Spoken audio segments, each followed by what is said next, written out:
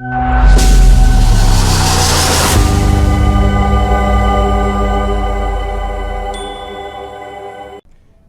लोकमत राजस्थान में आप सभी का स्वागत है। मैं आपके साथ मोनिका राठौड़ा। ये रुक करेंगे आज की कुछ खास खबरों की ओर।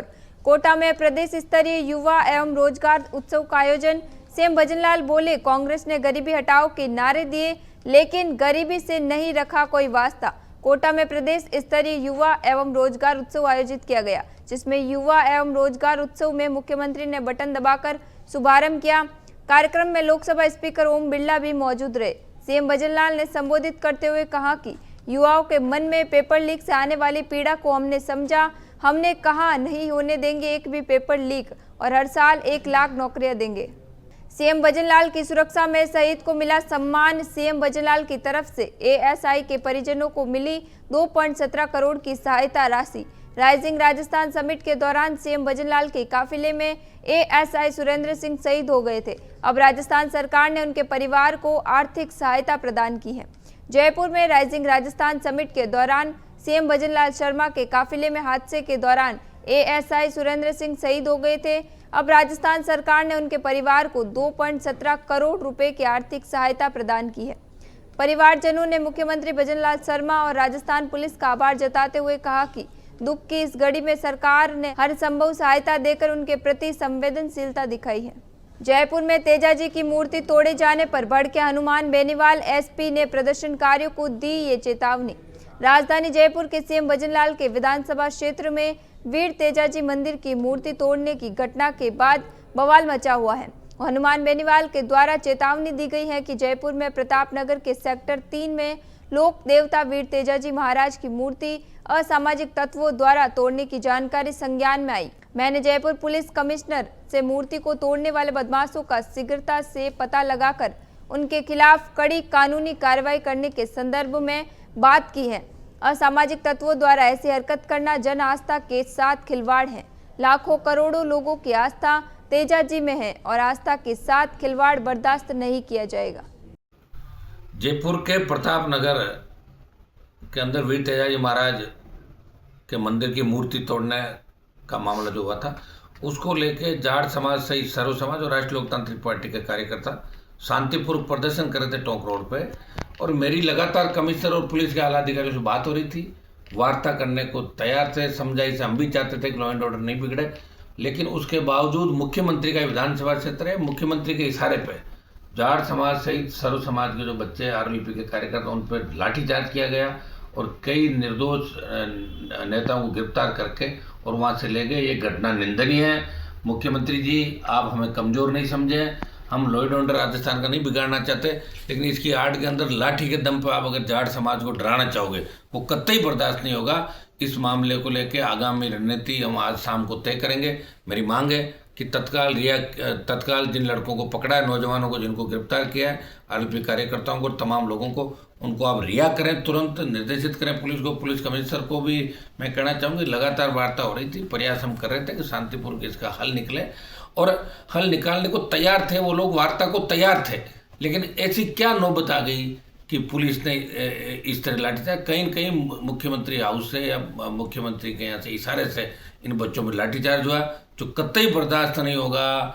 और सरकार अगर इस तरह हमें डराने का प्रयास करेगी तो सरकार की ईंट से ईंट बजा देंगे।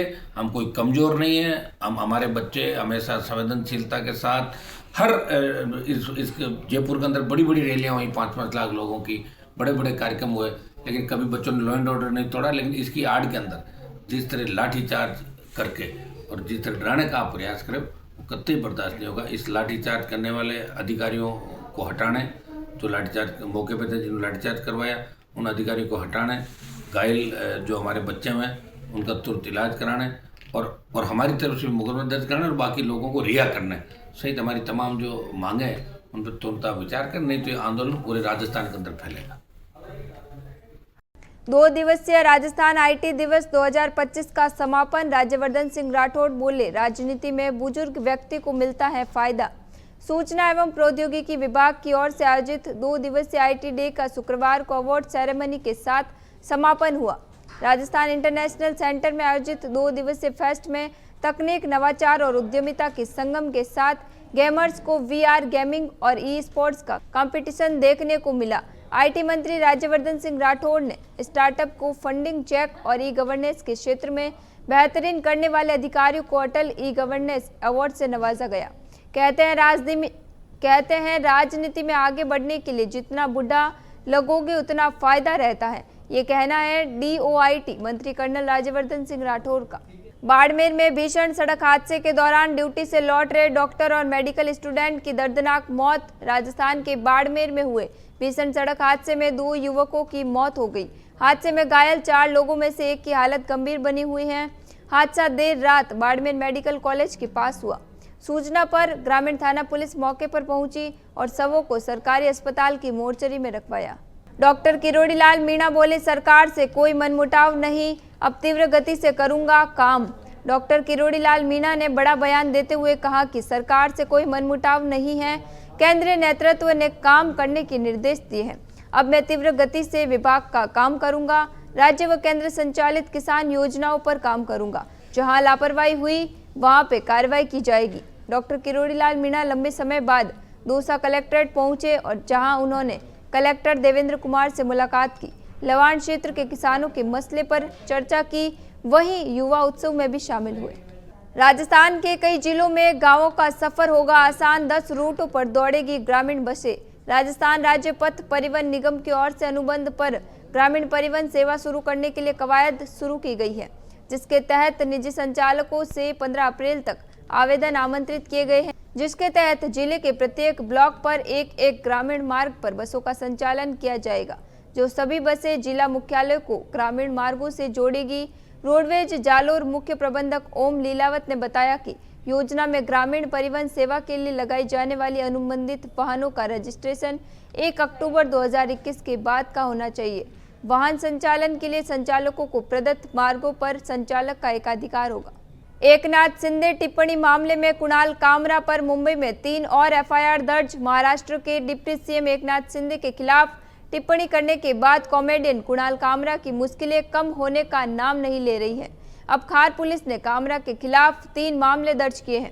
दरअसल इनमें से एक मामला जलगांव शहर के मेयर की शिकायत के आधार पर दर्ज किया गया है, जबकि 2 मामले नासिक के एक होटल व्यवसायी और एक व्यवसायी की शिकायत के आधार पर दर्ज किए गए हैं। फिलहाल के लिए इतना ही, फिर लौटेंगे एक नए सच के साथ। तब तक के लिए दीजिए इजाजत। नमस्कार।